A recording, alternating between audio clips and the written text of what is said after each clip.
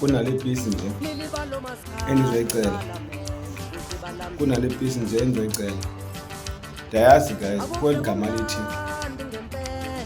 ilizwi lendoda engenamali alivakali. Andinayo imali, mhlawumbi lisengavakali ilizwi lam, kodwa ndizolicelela. Ndilicela ngethemba nokholo lokuthi lizovakala ngamandla nje kaNkulunkulu kaBaba wethu emazulwini. Lizavakala ilizwi lam. Guys, ndicela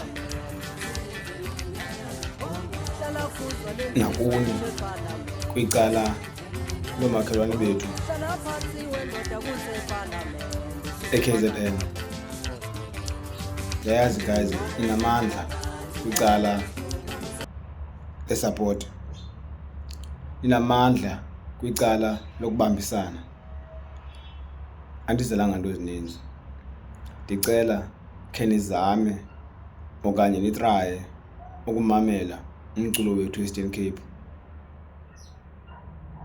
Nikhe nimamele uMaskandi wethu e-Eastern Cape. I think nisengawuthanda nani guys because of umnandi la mculo. Singangxami ngowujaja, siwumamele. Ndiyanicela ke guys, ndinicela ndinithembe ukuthi isupport endiyidingayo okanye esiyidingayo e-Eastern Cape kumculo kaMaskandi nizosinika nani ngangoko, njengoba nathi sininike isupport. Nathi siyaninika isupport kakhulu and siyanithanda, siyanihlonipha, ningabantu akwethu. That's why ke ndisithi ndizocela nam isupport kuni. Ndiyayicela, celela uMaskandi wakuthi. Andinguye umculi, ndiyawuthanda uMaskandi, Maskandi wemfene Eastern Cape. Ndiyucela isupport kuni. Andilutho ke, andinanto ndinayo ekuthi mhlawumbi ningandijonga nindibone nithi hayi singayilandela le nthethwa ndim, ngoba ndiyayazi uba ilizwi lendoda engenamali alivakali. Kodwa ndiyayicelela Eastern Cape. Sendibonile Khuthuza mfowethu, Khuthuza mfowethu, ndikujongile nabanye abangenayo kule nto ndiyicelayo. Endingazuthi ke bhuti ungeniswe ndim, awungeniswanga ndim bafo, awungeniswanga ndim, uzingenele ngothando okanye nokubona ukuthi mawusapote nawe Eastern Cape. That's why ndisithi ndiyakuhlonipha nkabi yam. Enkosi kakhulu bhuti, siyabulela bonke abantu abawenza ama-videos ngomculo wethu e-Eastern Cape.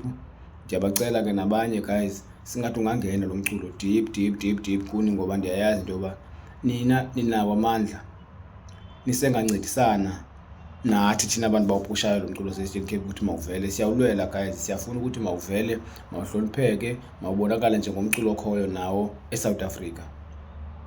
Ubonakale njengomculo okhoyo eSouth Africa because of asiyifumani support. Siyakhala si-Eastern Cape, apha Eastern Cape. So ndiza kuni ke guys, nizonicela, ndinethemba ukuthi nizosincedisa bafowethu, nizoba nathi, nenze nani ngohlobo eniqhele ukwenza ngalo kuni. Niqhele ubambisana, sinibukele nina niyabambisana, anigxekani nina niyabambisana, niyasapotana. Ndiyathemba ukuthi nathi nizosisapota. Inkosi bafowethu, inkosi bakhulu bam, ndisicela ndisapoti qha. Ndiyabonga.